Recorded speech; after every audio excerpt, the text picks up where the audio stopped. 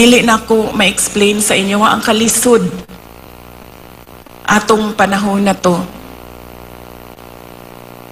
Nga dunay mga gipangayo sa imuha nga COVID-19 response, pero walay budget ang syudad para punduhan ang mga projects para sa COVID-19 response. Daghan kaayo, TTMF, PPEs, suporta sa mga frontliners, health workers.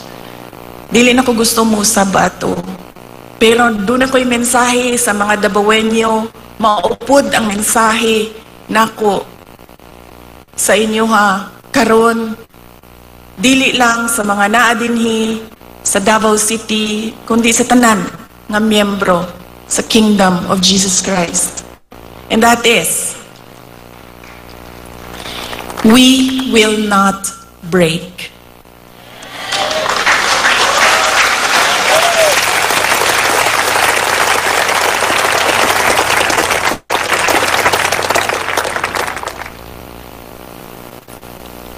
On my way here, kaganina, nag-ingong ko nga, I will leave you with a verse.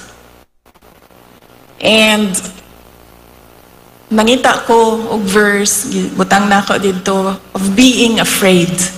And doon ay isa, on top of the list, which will guide you, which will guide me, which will guide our countrymen through these dark times of our nation.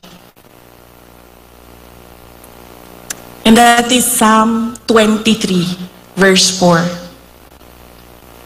Even though I walk through the valley of the shadow of death, I will fear no evil, for you are with me.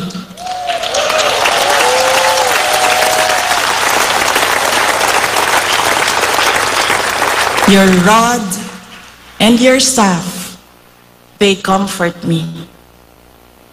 Ayaw mo kalimot na ay Ginoo nga nagtanaw sa ato ang tanan.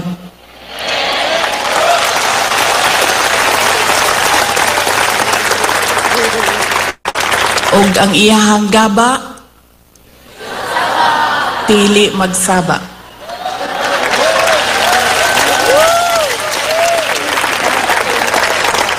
Let us clap for 100 more years.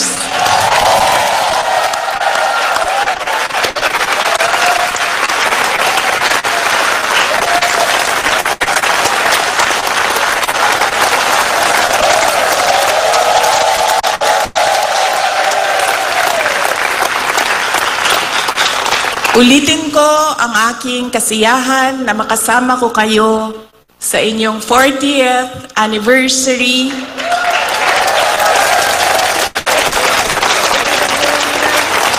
We will not break.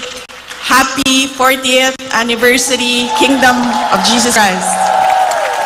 God save the Philippines. Shukran.